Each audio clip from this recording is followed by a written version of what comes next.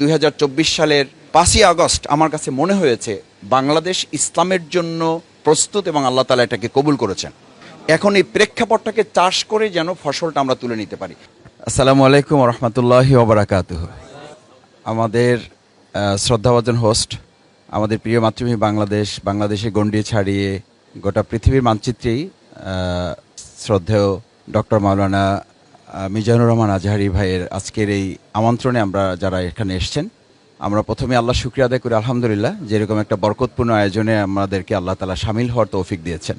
আমি দুটো ছোট কথা বলতে চাই, 2 মিনিটের কম সময় শেষ করতে পারলে আমার জন্য ভালো হবে। আমি যারাদের সাথে আমরা আজকে মিলিত হতে সুযোগ পেয়েছি, এটি বাংলাদেশের জন্য অত্যন্ত গৌরবের এবং অত্যন্ত মর্যাদার যে এরকম একটা সময় আমাদেরকে আল্লাহ তাআলা দয়া করে দান করেছেন। এখানে প্রায় সকলেই বলা যায় আমরা দীর্ঘ একটা সময় ভিন্ন রকম একটা পরিবেশে আমাদেরকে জীবন পার করতে হয়েছে। বিশেষ করে আমাদের শ্রদ্ধেয় হোস্ট আজকে যিনি, তাকে তো আসলে আমাদের এই প্রিয় মাতৃভূমিতে আমরা তো রাখতেই পারলাম না। আল্লাহ তাআলা আমাদেরকে এই সুযোগ দিয়েছেন। আবার আরেকবার অন্তরস্থল থেকে শুকরিয়া আদায় করছি আলহামদুলিল্লাহ। আল্লাহ যেন স্থায়ীভাবে আমাদের প্রিয় মাতৃভূমির জন্য প্রথমত এই সময়টাকে নেয়ামত হিসেবে বর্ধিত করে দেন।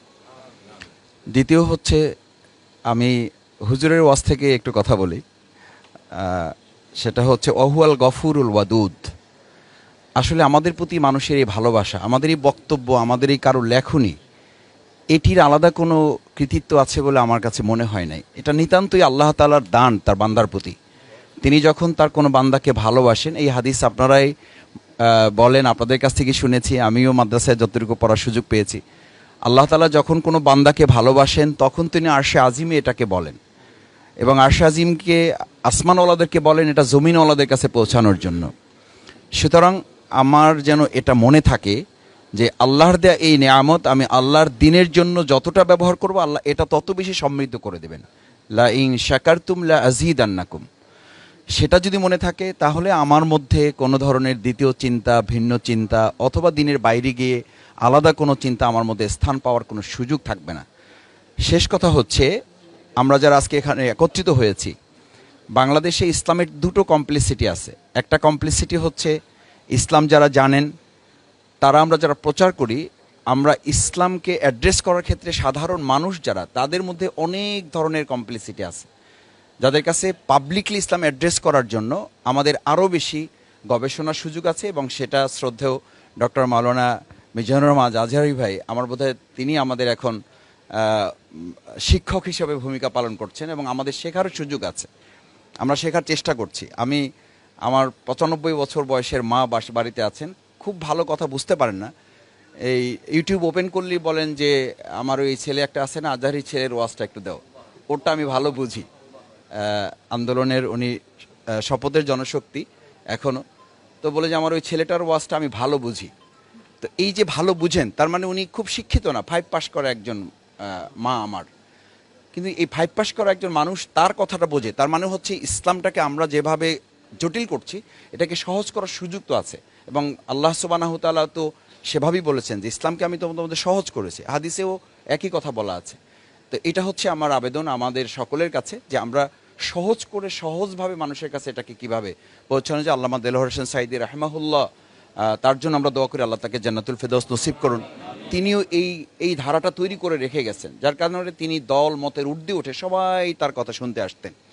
লাস্ট কথা হচ্ছে যে বাংলাদেশের এখনকার পার্সপেক্টিভটা আসলে হচ্ছে জেনারেশন টু জেনারেশন যে চেঞ্জ হচ্ছে, যেটা হুজুরের আমি শেষ কথা এসে শুনতে পাচ্ছিলাম, জেনারেশনকে কভার করার জন্য আমাদের ইসলামাইজেশনটাকে মডার্ন টেকনোলজির সাথে যদি অ্যাডজাস্ট করার ক্ষেত্রে আমরা ইসলামকে আবার পিছনে ফেলে রাখি। আমি কোথাও দেখি যে মাদ্রাসায় ব্যানার টানানো আছে, আমি আজকেও প্রেস ক্লাবে একটু আগে কথা বলে এসেছি যে ইসলাম ও আধুনিকতার সমন্বয়।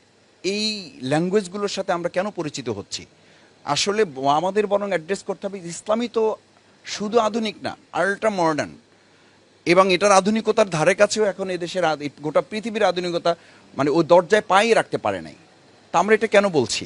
অথচ এইটাই কিন্তু মাদ্রাসায় আমরা শিখে আসছি, আমাদেরকে শেখানো হয়েছে। এখন ভালো ভালো মাদ্রাসা যারা তৈরি করছে যে আমরা বিজ্ঞান এবং ইসলাম শিখাচ্ছি, এটাও কিন্তু বলা হচ্ছে, অথচ ইসলাম হচ্ছে সবচেয়ে বড় বিজ্ঞান। তো সেই জায়গাটা আমরা যদি অ্যাড্রেস করতে পারি এই জেনারেশনের কাছে, 2024 সালের 5ই আগস্ট আমার কাছে মনে হয়েছে বাংলাদেশ ইসলামের জন্য প্রস্তুত এবং আল্লাহ তাআলা এটাকে কবুল করেছেন। এখন এই প্রেক্ষাপটটাকে চাষ করে যেন ফসলটা আমরা তুলে নিতে পারি, সেই দায়িত্ব আমার সামনে যারা আছেন, আমার শ্রদ্ধেয় শিক্ষক উস্তাদ তুল্য, আমি অনুরোধ করব আমাদের সন্তানদের, আমাদের শিক্ষার্থীদের অর্জিত এই বাংলাদেশ আল্লাহ তাআলা দয়া করে দান করেছেন, ইসলামের জন্য উন্মুক্ত করেছেন, এটাকে এখন ফসল তুলে যেন আমরা ঘরে ঘরে পৌঁছে দিতে পারি, সেই প্রত্যাশা ব্যক্ত করে আমার কথা শেষ করছি। আসসালামু আলাইকুম রহমতুল্লাহ।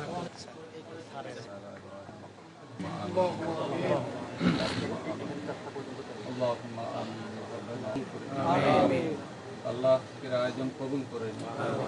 আমরা যে মহব্বত ভালোবাসা নিয়ে এসেছি, আল্লাহ